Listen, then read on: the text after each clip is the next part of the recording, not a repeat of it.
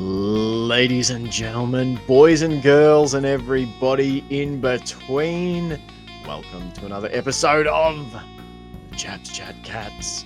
My name is Jake. I'm joined by Sambo and Johnny, and we are part of the Hoops Crew Media Network. Got to get that in there. Still getting used to that. How are we, chaps? Pretty good. Yeah, very good. Very good. Glad to be here. Glad to be part of the Hoops Network. It feels weird. Glad to be alive. Together on a Saturday evening. No one has to know. That's true. That's right. That's true. the important thing. Thanks, Bob. Nobody's needs to Bob. die. It feels weird though, being recording on a Saturday evening. It's different. True. Have we ever done a Saturday night recording before? I don't think we have. To be honest, I could not tell you if it was Wednesday, Saturday, the Queen's birthday. Probably not that anymore. But Are you still in? I have no idea. Are you still like Trifle in a coma and induced coma or trance? Yeah, a trifle to trance. trifle with those trifle comas. Especially I one have no idea what day it we had is for Christmas. at all. Yes, to key the listener in on the trifle that we had at John's for lunch, our mum, Sam, and my maternal figure, My brought other mother. a trifle that yes, John's other mother, that weighed in at a whopping 10 kilos. We managed to devour just over 2 of it during Just the over lunch, 2. and then Yep. Did you manage to polish it off, Sambo, over the course of the week? Yeah, it was gone the next day, I think. Job done. We gave some to you.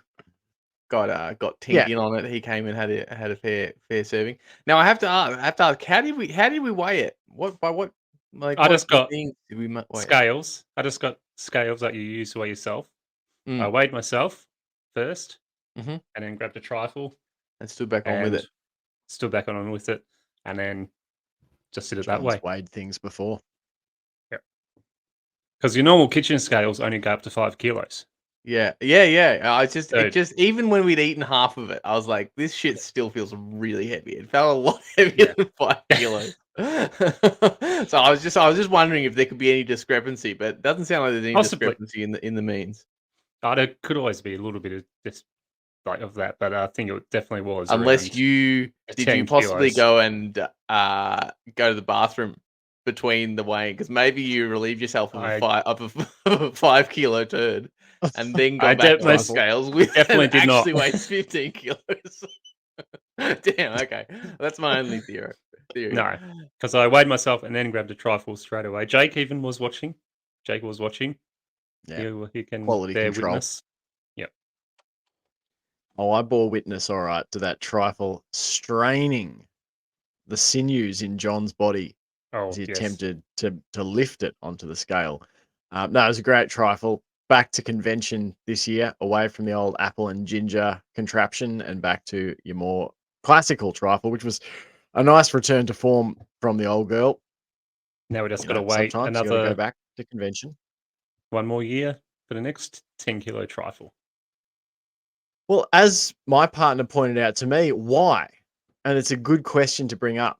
If trifle, just to say right now, is trifle, does it make your top 5? Just so you know, anyone listening, this episode's going to be loose and far-ranging. We do loosely have compared the idea to the usual snappy, slightly wound machine. Yep. Our teleprompters that we've got on our computers that we can read what we've typed up. Is this usually slickly oiled ship? Mean potting as the crew slide around the deck. Loosely, we will be talking about New Year's resolutions, revolutions, and revelations. But before we get into all that, I want to talk about trifle. Yeah. And more importantly, your top 5 desserts. Does trifle make it in for you? Because if it does, the point that my partner was making, my fiance, I should say, Um, John drops, wife at least 4 times every episode. So I feel like I've got to start getting on board with the fiance Why thing. not? Exactly. It's fact. It's just It's fact. fact. It's a fact. She said, why not have it anytime you want it? Or specifically, like if it's your birthday, instead of having a cake, which may be of lesser desirability to your palate, why not just say, I'm going to have a trifle and stick candles in it? Where are you guys at with this? Well, for me, eating trifle not at Christmas. Trifle at Christmas is just one of those quintessential Christmas things in Australia. And I feel like if you decide to have it any time of the year, it downplays the fantasticness, the deliciousness, and the joy and pleasure you get out of eating it on that one day. And if you start going, I'll just have it whenever, it loses all that value, it loses all that meaning. It just loses becomes value. another and dessert. Gain 180 kilos if I could eat it at any time that I wanted. And then it just becomes another one of those desserts. I'd need a bigger webcam. Yeah. Is it? So for me, it's not. It's one of those ones. It's like a tradition, like your Okay. I don't know, grand final MCG or daytime grand final, Boxing Day at MCG, whatever. Nice. Any other traditions that footy you want to stick to? I think that's what the trifle is as well. It's also a little bit. It's also a little bit hard to like distinguish for me because I'm not a huge dessert person. Like Me neither. I do eat sweet things, and I will have sweet things after dinner and say, oh, that's my dessert. But I'm not a traditional. I don't eat like a bowl of ice cream or a cake or something with custard or anything like that. Like it's pretty much a Christmas / birthday thing that I'll actually eat cakes and puddings and ice cream and that kind of stuff. So I feel like, well, you've got I don't to maintain. What? You've got a temple to maintain. The temple that would be a lot heavier if I could eat trifle. Yeah, but like Taj Mahal. But like I said, I will eat unhealthy things. I'm not saying I'm like eating healthy things all the time. I just don't eat what you would consider to be like dessert food. I would eat chocolate biscuits or packet of chips or that kind of stuff of an evening. But I'm never someone to like. I was thinking it just last night because Owen came in and offered me a bowl of ice cream, and he served us up a bowl of ice cream, and it was fantastic. But I would never be someone to buy a tub of ice cream and have it sitting in the freezer and have just a bowl of ice cream. I don't know why. I don't know why that is. Fair enough. And I'll just offer this. So I think I take your points, and I don't think I could do it. I think there's something about having cake on your birthday, having trifle at Christmas. I think I'm at least in terms of desserts, everything in their rightful place.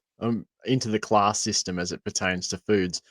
What I was going to say is, I think trifle, if I could have it at breakfast, lunch, or dinner, give it to me at breakfast. I think it's a fantastic breakfast dish. Oh, absolutely. You guys the same here? Yeah, sorry, yeah. I didn't realize when we were discussing this that we weren't all already eating trifle every day for breakfast. I thought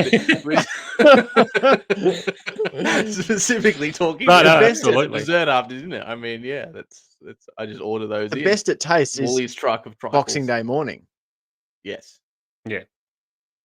While you're watching the cricket as well, you chuck some cricket on. Yes. And then you eat some trifle. The thing with trifle that makes it so like easy to eat as even welcome breakfast to the trifle pod is all the different layers. Like because you go through one, you go, oh, I've had a lot of cream now. Oh wait, there's a bit of biscuit in here. It's like the base. Oh, that's a bit better. And then you go, oh, the sponge is a bit heavy. Oh, now it's just jelly I'm eating. So you can kind of keep refreshing your palate and your stomach as you go. The other beautiful thing is, Sam, is you could mash it up, put it in your tube, and eat it, and it'll still taste like trifle. Yeah, it's great. Have all those layers all blended together. I've heard it's a great pre-workout. That some people buy their protein powders or whatever. But I think if you just blend up a trifle, put it in your shaker, I think you'll be going. you'll be fine. I think you could pop a little smoothie bomb in it. Yeah, in your trifle shake. There you go. All taken care of. Just don't go for a big run. No. We'll go for a lot of short runs with a vomit interval between each run. I think would be the key here. And then I legitimately was trifle, worried you'll lick up your vomit to get that trifle. That's right. I was worried that my lunch was going to come back up when we were at John's. After that was a lot of food. Forced down that trifle, I was like, oh boy, might have just overestimated. Yeah, but I just, you know how sometimes it's like being a boa constrictor? You got to sit there for a while and just let everything that needs to happen. Dislocate your stomach. You're all right to stand up and walk away. Yeah, exactly. But that's what definitely happened to me. I definitely laid on the couch once and left and just fell asleep straight away. I'm pretty sure my wife said she took a photo and posted it to you guys. Ding, ding. My wife. My wife. Yes, she did. My wife. Now, look, I was pretty happy with my effort, to be honest. I stopped perfectly. I tasted everything that I could eat dietarily. I had at least one helping of, if not two. Didn't want anyone to be like that person that goes, "Oh, my dish didn't get touched." You know what I mean? When you all bring a dish, sometimes we've all been that person who takes an untouched plate home with the dish that they make. You're generous like that, Sam. You know, I share the love around. Food is eating other people's food is my love language. Some people cook food, I eat food. So I ate pretty much everything. I had all the desserts. I had 2 helpings of trifle and 2 helpings of the tiramisu. Jesus, how was tried all the other ones. Tiramisu was great. I finished that off on the tiramisu. Yeah, it was fantastic, and it was great. A great offset to the trifle. That hit of coffee made it feel like you're having a cup of coffee. It just revitalized you a little bit. Felt a bit refreshing. Yeah, I had another dose of tiramisu and trifle that night when we got home. Nice. But I didn't feel sick. I pulled up pretty well, like every time as I was just maybe going to get to that point. Yeah, was just able to stop in time, give myself a 10-minute break, and go back again. I had a few moments of the food sweats. You know, that's when I know I'm in trouble when I start to get a bit like sweaty. I'm like, oh dear. Anyway, I ain't spending any time on it because in the meantime, every 3 months, a person is torn to pieces by a crocodile in North Queensland. I ain't spending any time on it because he's going again. Sorry, Bob. please, Bob, stop. Instead of being loose. Does that mean this? No, you know whose fault that was though. Absolutely, Communists. Colin. Well, I think Colin is actually a communist. I think when we brought him back onto the show, we picked him up from a local Marxist meeting. Yeah, that's right, dude. I had to drag him out, save his soul, you know. We're just trying to find a good Chaps chat communism. We did talk about doing that early on. Chaps chat communism was a pitched episode. Yeah, didn't take off. We're just gonna get rid of Colin's red star that's tattooed on his forehead. That's right. That's right. It's true. It's problematic. We're probably the only place, apart from about 4,000 inner city Melbourne cafes, that would give Colin a look in at a job interview. Exactly. Let's crack on, Chaps, with a few New Year's resolutions, revolutions, and revelations. I feel like that needed a sound drop. And if I was in time of the year where I gave a shit, I would have made one. That was good timing there, Colin. Well done. Yeah, well done, Colin. The first thing you've done properly. Communist. All right. Comrade Colin is at the controls and we are at the microphone. So let's get into it. New Year's resolutions, revolutions, and revelations. I'm going to start, Chaps, with a resolution. A New Year's resolution. Okay. It's from my perspective. That's right. So my resolution is that I'm going to resolve myself to matching or bettering my effort of 3 men's games and 1 women's game attended in 2024. So got to the 3 men's matches, went to see them play the Hawks on Easter Monday. We got to see the Dogs in, I think, round 12. We went to see the Saints in whatever cursed round that was. And then I went to the first round of the AFLW season, but then life got in the way. I had some other things I had to take care of. The fiance had a hip replacement. I was playing nurse and missed the opportunity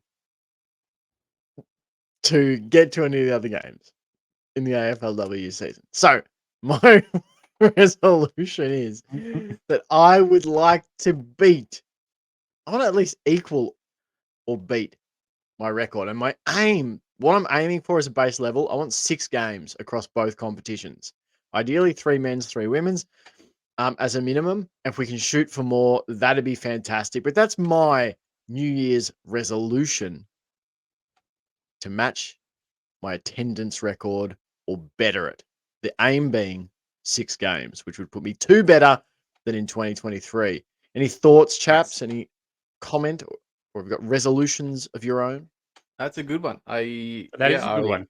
I won't bother repeating and saying, yeah, me too, as my actual resolution. But I will second that. I think that's, it's something that I thought we were going to do last year. It's not like we didn't have the intention for. I remember there was a time when we were going to go and see every home game for the W.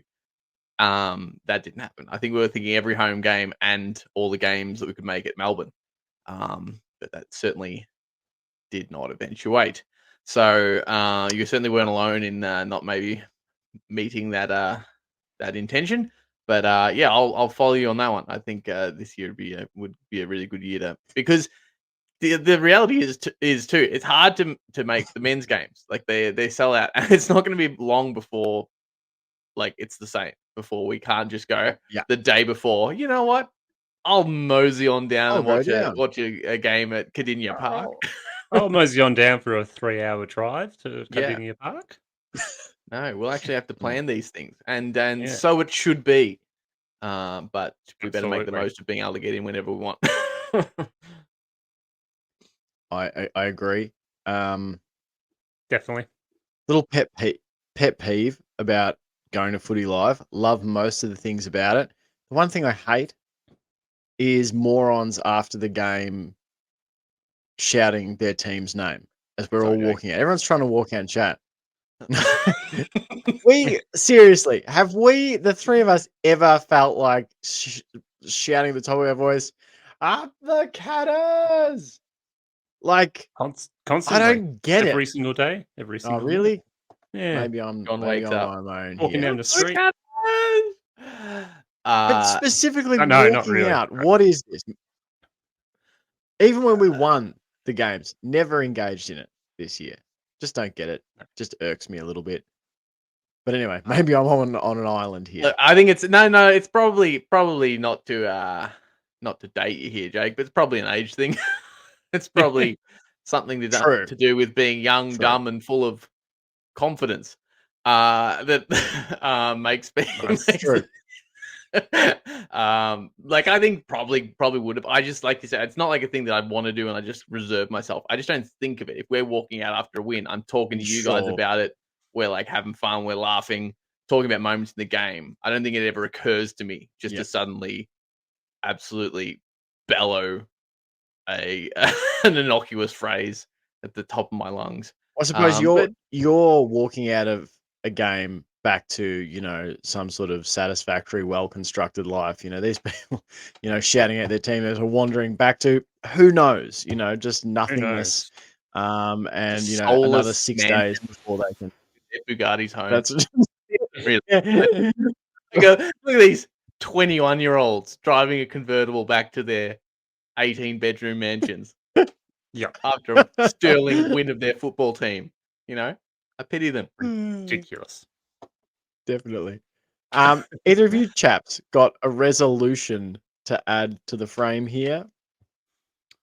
John's eyes. John sounds confident, so I'm going to jump in first because John sounds like he's got one in the barrel so much. Look, I'm worried about being left behind if I don't jump. You jump the barrel, Sam, and you go in. My resolution this year, well, one of my resolutions,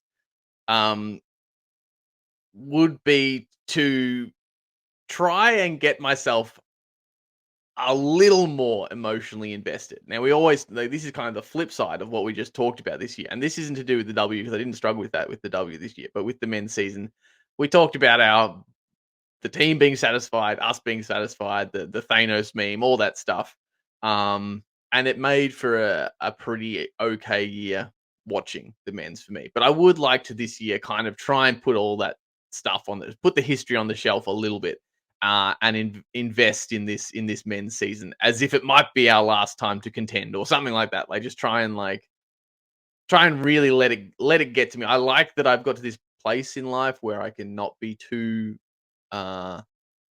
distraught after a loss. And attempt to not have that temper the highs. And I guess this year I just want to be able to just enjoy it let myself enjoy it at an emotional level a little bit more. Let myself get invested. Let myself get a little bit more. I think it was watching the W and how they did so well, and yet it was so depressing. I was so emotional after it. Did make me go. I think you do miss something if you are watching sport without this. If you're watching it and you're sitting on a chair and going, that was a solid game of the football. Even after a win or a loss. So that's my resolution, is just to let myself get a little bit more het up, a little bit more hot under the collar. It's definitely difficult to get yourself in the sporting mood when you're not really invested in either team. I've always struggled to watch other games that aren't Geelong games. I certainly won't be doing that. Who do I go for? Who do I want to win? And if there's nothing, so you get not get carried away here watching games that aren't Geelong games. Jesus. Yeah, exactly. That's just a terrible idea. Who would want to do that? Not me. That's for sure. My resolution is I just wanted to get to more games like Jake. I don't want to say I want to get to see X amount of games. I just want to say I want to see a few more games of men's and women's. And most importantly, I want to be able to get to Cardinia Park and see a men's game down there, because I still haven't been able to achieve that. It's a bucket list item for you, Johnny. Okay. It is. I've seen women's games at Cardinia Park. I think I've seen 3 or 4, but I've never managed to make a men's game. We've seen it. We've seen a few, haven't we? Yeah, I definitely want to see a men's game at Cardinia Park. I like it. That'll be my resolution. Get to Cardinia Park to see a men's game this year. I like it. You started off ripping off Jake's, but you managed to give it a bit of a personal angle. You really had us in the first half, but you brought it home. But I also just want to try and attend more games, and it's doable. Absolutely is doable, especially at Marvel. I think games at Marvel are really straightforward and easy to get to, because it's a pretty straightforward way to get to Marvel, straightforward way to get back home. You don't have to go through the city of Melbourne or drive that extra hour to Geelong. And it's a pretty good stadium to watch games, especially when you're up high, because you get a pretty good view of the entire ground. Just crazy to think. 16th of March at 7:30 p.m. first game of the season, competitive season. Where at? So only 2.5 months down at Cardinia Park against the Saints. Is it a Thursday? No idea. I think it's a Saturday. It's the 16th of March. That's all I know. Jesus. It's a night game anyway. Maybe we should try and get to that. No, I like those. 30 a.m. Interesting. No. Left a field call this year. Well, all the farmers in Geelong, who, according to Channel 7 and Brian Taylor, the only people who support the Cats are people of an agricultural background. They've all got animals to feed at that time, so it simply wouldn't work.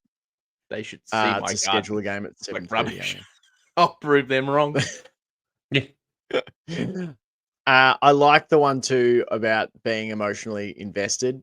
I think it's an interesting balance to try and strike with the podcast of I've got my analyst hat on, and that can sometimes supersede the fan hat at time and that sort of thing.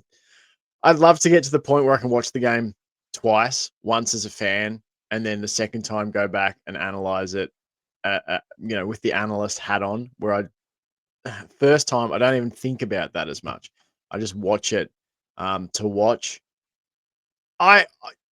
Are we prepared to admit there's a little bit of protecting ourselves this year? Do you think? I think so. Probably. There's probably also just a little bit of the reality of how as we predicted the year before, how do you top that? How do you top that? And like, I think I did get invested in the highs of it. Like when we were going well, I was still up, but I didn't really feel the lows. And I think that's we were can be a good insufferable thing. on Twitter. Yeah, We were. And we will be again. Absolutely. Speaking about being insufferable again, I've got a revolution. Do you want me to lead off a revolution? Go for it. Lead All off. right. So Viva this was la Sam's offering. revolution. Look out, you'll excite Colin. I said New Year's resolutions and revelations, but Sam said, what about revolutions as well? And I said, okay. And I was trying to wrap my head around, okay, what is a revolution? You know, big upheaval and change. Generally some sort of emotive, powerful uprising. And so I'm going to say that Geelong this year win in a new manner. And when I talk about manner, I'm talking about Sean Manor. I was going to say and the I way you believe said that the manner. arrival Oh, entendres. Double. I believe that the arrival of another Triple. mature age recruit in Sean Manor will help drive Geelong's hunger for success in 2024. I think players like Tom Stewart, Atkins, and Manor will push the mentality of the team to a reinvigorated levels. I saw an article. I'm meant to go back and read it, but sort of the catch of it was, Sean Manor talks about he never gave up on the dream of playing AFL footy, etc. And it just echoed to me so many things of reading about Tom Stewart, of reading about Tom Adkins, Podsy Adley back in the day. I think this is, people bringing in people like Sean Manor is essential for Geelong being able to continually reload and re-go, reload and re-go. And I think that's what we're going to see this year. I think that I don't know exactly. I don't think consciously any of that playing group felt less hungry, but I think a lot of things happen subconsciously to us as humans, and that includes professional athletes. And I think it would be hard to argue against the idea that something was off in the cooking last year. Not for everyone, but yeah. Sorry, you go. I just wanted to, because we talked about this with the lads from the hoops a little bit as well. When I've been talking about being satisfied and all that kind of stuff. I still struggle with the premiership hangover thing a little bit for the players. I think it's 100% a reality for fans. Like that you feel different. I think it's a reality, and it is a reality in a lot of ways. But as far as like the way the season goes, like this is my pushback on it. Really, is if last season, it's 20 freaking hell, what year are we in? 2022 hadn't gone the way it did. If we'd done everything except we lost to the Swans, do you really see 2023 happening much different? All the injuries, all that stuff included. No. I think it plays out pretty much the same. I think maybe you do see some more X factor from some individual players. Maybe there's some people a bit more hungry that like feel robbed from the year before. But I think, I think it would have taken a lot more to turn last year into a win, or even a finals berth, than just being a bit hungrier. Like I think it does a disservice to the quality of the opposition. I think it writes it's such an easy way to write off all the injuries and the mishaps that happened, the whack-a-mole that Chris Scott talked about. So I think a premiership hangover exists, but I don't think it has as much control over the way the next season plays out. I think it is a factor. It's something that you can sense. Maybe some players suffer from it, fans suffer from it, the media suffers from it. The media doesn't want you to come back. And it's also just the whole fact that you've just won a grand final, you got a less off season in all the other clubs, and the amount of effort and mental focus and mental fortitude and everything else, physically and mentally, going into winning a grand final would be massive, especially nowadays when so many teams are so even now. It's not just a matter of fact you're the best team of the league. You're not guaranteed it. You still got to play that way entire final series for 4 to 5 games, and that would take a lot of effort, a lot of focus, and physically. And then if you do get like bashed up in a grand final, and you are older senior players, you may not recover in time before the new season turns around. And if you can't recover, you don't get a preseason, and then that just adds to that whole thing of just being unprepared for the next season, and also the fact that the Cats also first season without Joel Selwood, I think that still played a major role in the way the Cats played in just going, who's going to lift? And we saw certain players Jake lift at talked about certain that a lot. times. Jake kept bringing that up, Yeah. going, "Are we missing him more than we think?" And I think John and I were in denial a little bit throughout the season. I Like, think so. no, we're fine. We're fine. Oh, we definitely did. Hindsight, yeah, we definitely did miss Joel Selwood. And yeah, as you said, Sam, it's just a matter of just things not going the Cats' way, Yeah, and like I don't think also not it playing a doesn't good exist, game of but I football. don't think it's just it just bothers me if people like kind of go, "I was premiership hangover" or whatever, or it's kind of like, well, that was a factor, that was a change, there was a change in mentality from that. But I think that it's such a disservice to all the stuff that went on in 2023. And it's sort of like how Do you think NFL media just say young players they're satisfied that they won a grand final. If I'd won a grand final as an AFL player, I'll be going, I want to win another one. What can we do to win another one? And that I could think also there were some. drain you. Absolutely, probably. Personally, I think there were a couple who were satisfied, and if again not consciously, but I think there was a few, and I'm totally speculating, but just like the difference in performance for me was a group of players who everyone was absolutely razor sharp for pretty much, the whole back end. How many games did we win in a row? 16 games. 16 games to win a flag. Like, I just think there were some who came back and maybe they never reached that same level. And I don't know, whatever you want to call it, whether it's satisfaction or whether it's just, I don't know. But what I was going to say is, Sam and you yourself talking about like premiership hangovers. You go. I was just going to say, especially like some of the young guys who did play an outstanding year during that premiership year. And I think we mentioned it as well that Sam de Koning, is he going to be able to back this up next year? Because I've seen it so many times with other teams where a young guy breaks out of the wood in his first year, plays really magnificently, does everything possible he could do right, and then next year's not so great. And I think that happened with Sam de Koning. He had a fantastic first year and then just couldn't back it up the next year. But I think that's perfectly fine as well, because we know what he's capable of. And a lot of the time he was playing that good show this year. And it's just a matter of fact, getting back to what he can do. Well, and I think too, like, the premiership hangover thing is this idea that, they suddenly became crap. I personally think a more reasonable explanation for it is just like a return to normal. It's actually the opposite. It's not like you fall to be garbage. It's like you were the best. The only way most teams go is back to the pack. Like, there's a reason there's only been 2 teams in the 21st century that have gone back to back, Brisbane and the Hawks. That's and it. Richmond. So, like, again, like, I know there's 3 clubs that have done it, but it's hard to do, and credit to them. As much as I don't like them, it's a credit to them, and it doesn't happen to every team. There's been a lot of premiers in the 21st century. The fact that only 3 of them have managed to back it up the year after, I think there's only really logically one place for you to go, and that is you have a little, because so much has to go right. It's so easy for a few things to go wrong and you fall back to the pack. But my point overall, I guess, is that I think people like Selwood drove those year-on-year standards of excellence.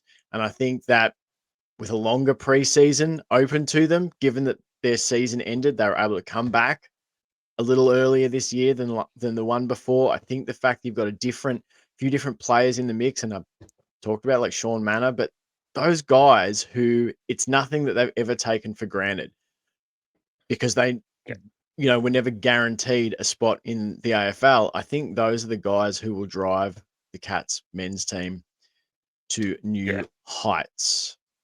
That's my revolution. Do you guys have revolutions of your own?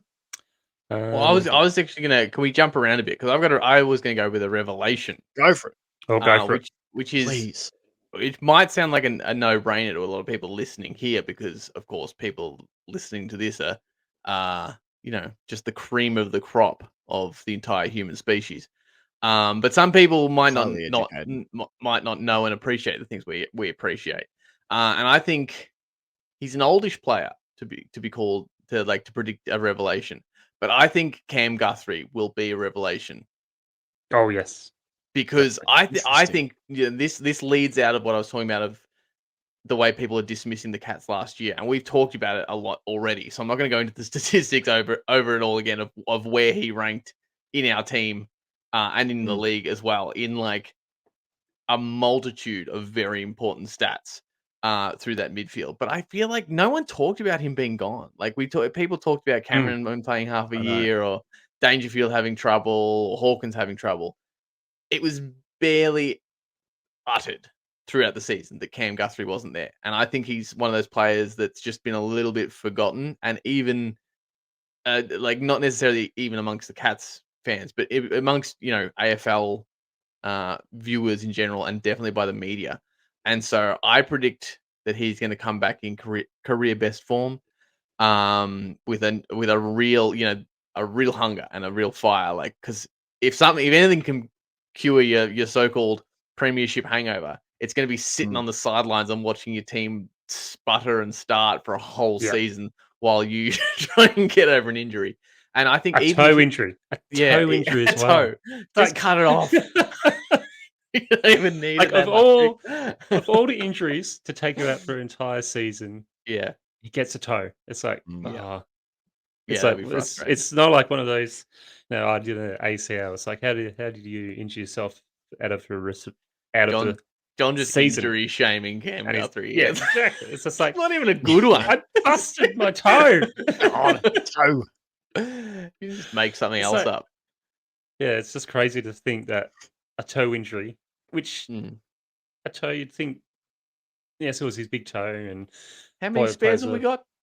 Major part in kicking the football. 9 others. But it's just crazy to think that the football and standing upright without falling over. Yeah, exactly. A toe. It's just one of those things you don't think about. A toe injury. It's just one of those things that will take. I think he might have at this point. Yeah, it definitely. I think a lot of other players will now as well, and a lot of other fans just going, a toe injury could be season ending now. Yeah, because but with all that in mind, I think he's going to come back, and I think the impact that he's going to have, and he may not even be a revelation to those same people that have written him off, because they just don't seem to acknowledge it. That even if Geelong's midfield starts ticking and working, and he's getting all the stats, it's going to be they've had a really good off season. They're just gelling better as a team, even if Cam Guthrie's lifting the whole thing on his shoulders and running with it. But to us and to Cats fans, I think it's going to be a revelation of, we knew we missed him, but I don't think we'll realize just how much we missed him until we see him out there on the field.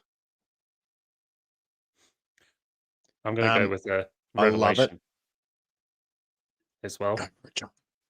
And it's going to be Oliver Henry. Comes out, fixes his kicking accuracy, and he's going to come away with 2 to 3 times the amount of goals to behinds. I think he'll kick a lot more goals than behinds this year. I think he would have been, disappointed in himself that he wasn't able to kick a lot of those goals that you would expect him to. I think one first year at the Cats was really good. A very solid first year as a Cat. And I just think he's going to get better. And I think if he can get that kicking action sorted and get his accuracy sorted, he could become a very dominant and potentially future leading forward for the Cats, alongside Shannon Neal, hopefully Phoenix Foster, and a few others. But I think Oliver Henry could become a big revelation in front of goal this coming season. He's got a great mark in action, takes really good speckies, great marks. If you can just get that kicking sorted, he'll become a great revelation for the Cats. And kick bags and bags of goals each week. His last 5 weeks of the season actually give you a hint into that. He kicked 13 goals too. Nice. To end the season. Pretty crazy, like for an Oz kicker that Collingwood just couldn't deal with. To come in and kick 41 goals at AFL level. Yeah, no. So 13 goals, 2 to finish the season, and the 2 behinds came in the last game of the season against the Dogs. So prior to that game against the Dogs, he'd kicked 10 goals straight against. I think Port, clunking some more of those Saints. marks will be something that hopefully he's come a long way into, because he often got himself in really good positions and just got hands to it, but it was almost like just backed out a little bit, that little moment of doubt when you're flying through the air with 6 players underneath you and a ball coming towards your face, and that whole like bounce off the palms, like off the real sort of like the hard part of your palm rather than clasping the ball, like that just happened to him a few times quite regularly. Which a bit similar to in a few of the players in the W this year, like Kearns as well. Kearns was someone that always got up there, and Maloney as well. She's a bit similar to Henry in that way, in that like got into such good positions and nearly took so many spectacular marks, and you kind of go, with the way she's picking up the game, if her marking is something she improves, then she's going to kick a lot more goals, and I think it probably goes for Henry as well. Absolutely. So what do we got? I've got a revelation. Sam, did you have a? I've got a revolution left. That's all I've got to name is a revolution. I've got a revelation left. All right, go. Do you want me to go here, or do you want one of you guys? Yeah, no, you go. All right. I'm going to the AFLW Cats here. Got a revelation. Already was one this year, but I think it's going to another level in 2024. Aisling Maloney. I think she's going to start you off so well. I gave you a segue and everything, and then we stuffed it up. Right in the running for the AFLW's Most Valuable Player Award. I really think, like, she already averaged over 10 disposals. She had 10.5 disposals a game, averaged nearly a goal a game. I think that's going to go over that. I think she's going to average more in that goal and a half, poking up towards 2 goals a game. I think she can average, somewhere in like the 13, 14, 15 disposal mark, maybe.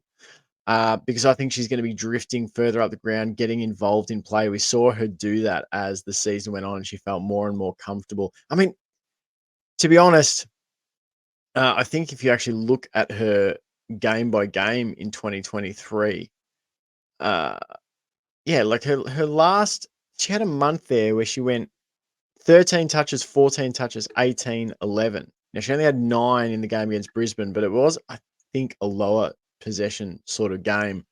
But I think those games against Hawthorn and Essendon, one of which was the final, 236 meters gained and 327 meters gained. I just think she's going to be a real playmaker for the Cats. And we've already seen her, in the absence of Chloe Shear, for instance, in that game against Essendon, come to the fore and lead the attack. 8 marks, couple of goals, 327 meters gained. I think she could legitimately develop next year. Maybe it takes an extra season. I don't know. But into one of like the best 10 to 15 players in the whole league. I think that is the upside to her, that the fact that she plays forward doesn't matter, because I think she's going to play forward better than anyone else in the comp. So that's my revelation. I agree. I agree with that. I've got a revelation. I've got a revelation, don't I? I did my revolution and resolution. I've got my revelation. Something coming through from the other side, John?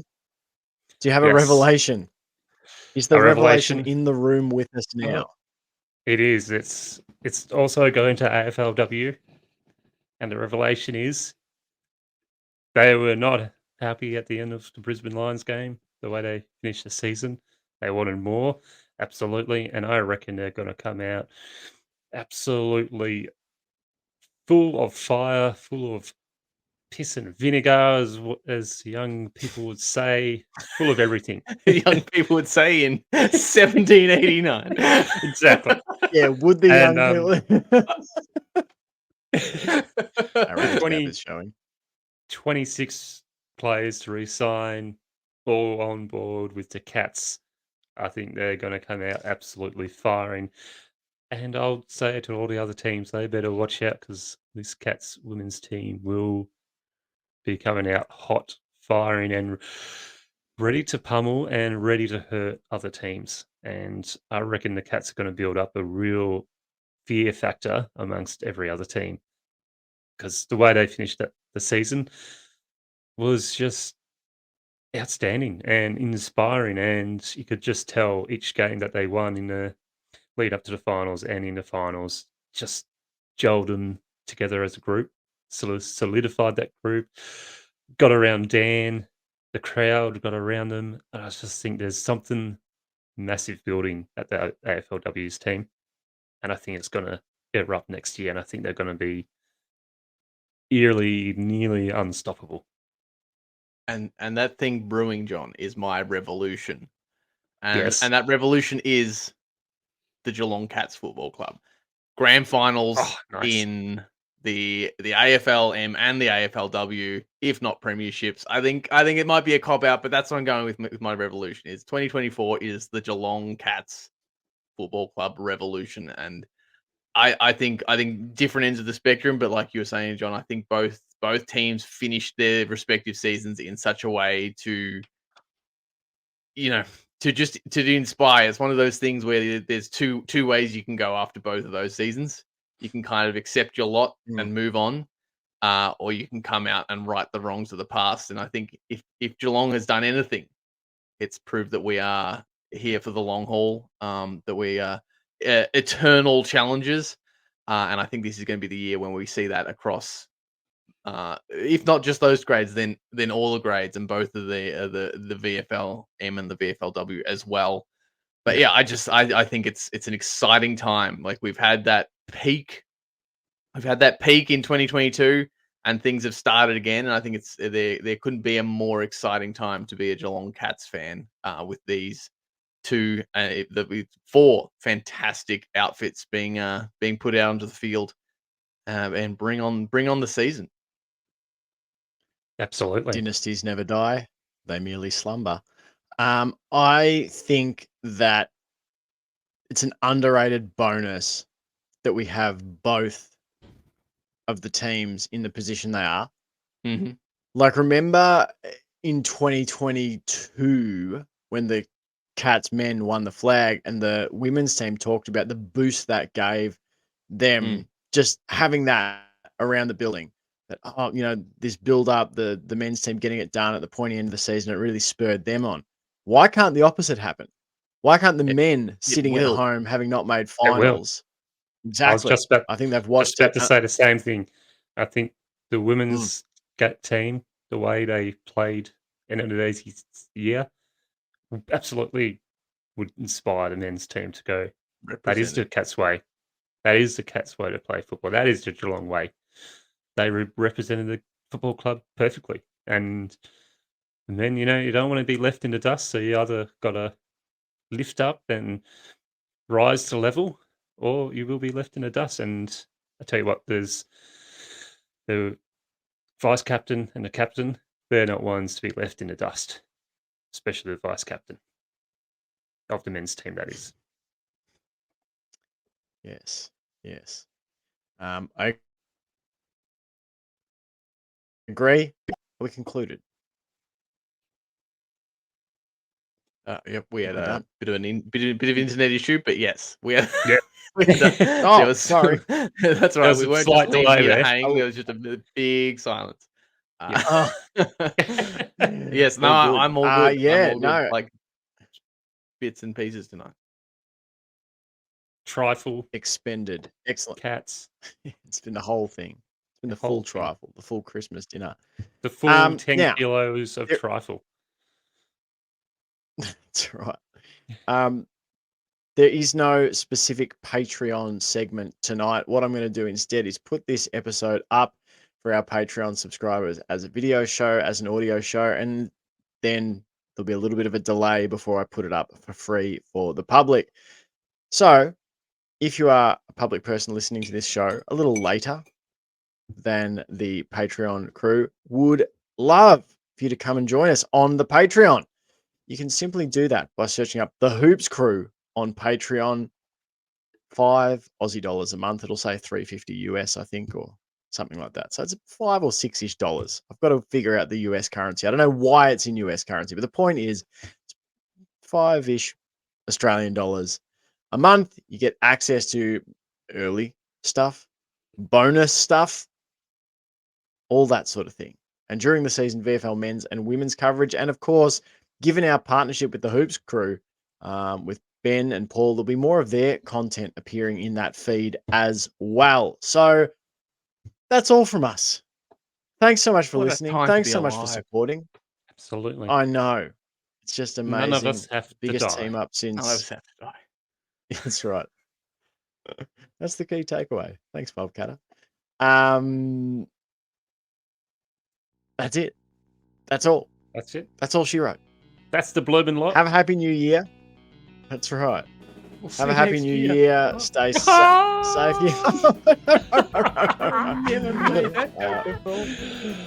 See you next year. Oh, shoot me. All right. Thanks so much, everybody. Until next year. Go Cats. Go Cats. Go Cats.